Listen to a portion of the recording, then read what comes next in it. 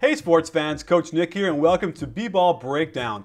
Before we get started, check out Hoop Handbook's 30-day signature workouts. These are custom NBA player programs to help you play like Paul George, Jamal Crawford, Damian Lillard, and more of your favorite pros.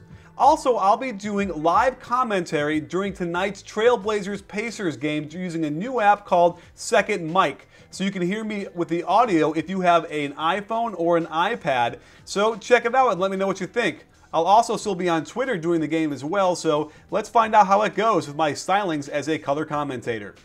Now let's talk about Steph Curry because he lit up the Chicago Bulls last night, who were shorthanded, and granted the Warriors were shorthanded too, so we had a lot of crazy lineups and weird stuff happening, and I want to show you how Steph Curry got his field goals. So Curry opens up his scoring with a play right out of the playbook. Completely lose your dribble, have Mike Dunleavy do a pirouette trying to get his meat hooks on it, which then causes the defensively challenged Dunleavy to guard you, and then nail a nice step back 15-footer in his face.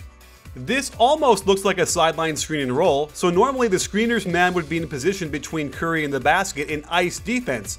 However, Klay simply cuts through, leaving Heinrich on an island, another simple step back, and a splash. The Bulls still hedge high on pick and rolls out top, but Mike Dunleavy must alter Steph Curry's route even a little bit. Instead, he's got 20 feet of room coming around the screen.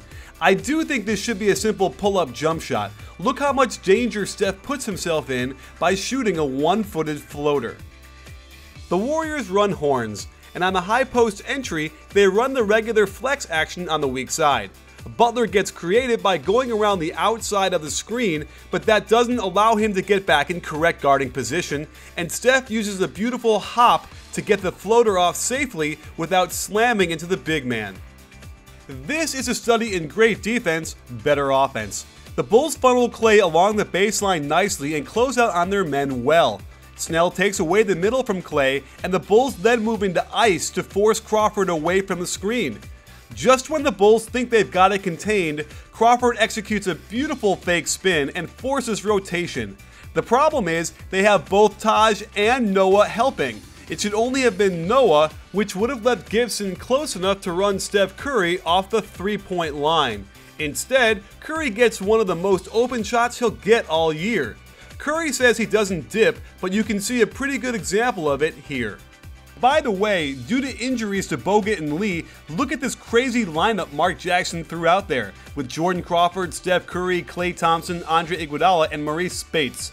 This was the first time all year they played together, and they were a +3 in 2 minutes. Butler reads the play correctly, the Warriors' version of the Spurs' 25 when the two guard screens the center before the center screens the ball. However, that action preoccupied the help so much that Curry sees a big opening.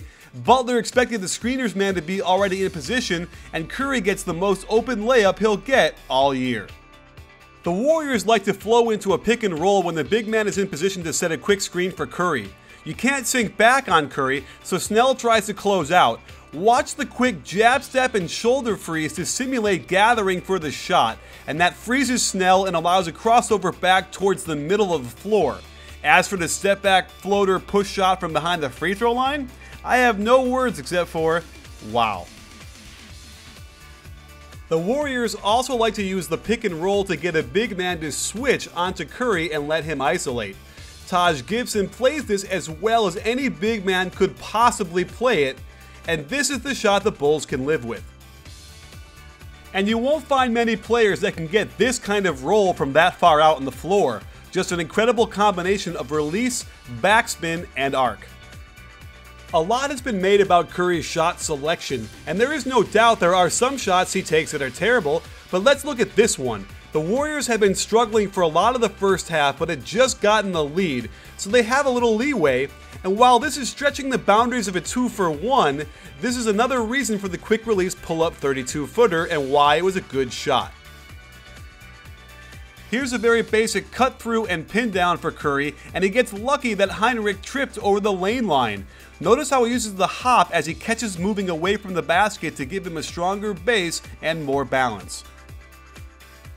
It's always nice to be at home, especially when the refs let you get away with such an egregious travel violation for the reverse layup. Again, the Warriors noticed that the Bulls were willing to switch the pick and roll, even though I felt Butler could have done a better job fighting across the screen. Same ISO on Taj, but this time it's a deadly 3-point step back instead. And the final nail in the coffin came on the Bulls getting out of position very uncharacteristically, as Noah tries to trap Jordan Crawford at half court. An easy pass to O'Neal causes a 4-on-3, however the Bulls do a nice job to contain and close out. Heinrich closes out on Curry's shooting hand, which is generally good, although on this side of the floor, he's giving up the dreaded middle penetration, which tends to allow players to make all manner of difficult shots much more often. And this, my friends, is a crazy, ridiculous tough shot.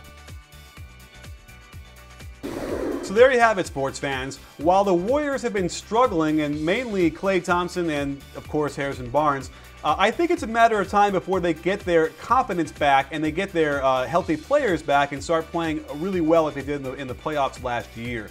So I wouldn't get too concerned right now in the middle of February of how they're going to end up doing when they get into April and May.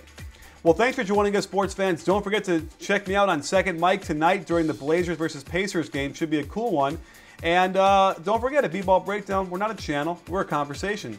You in?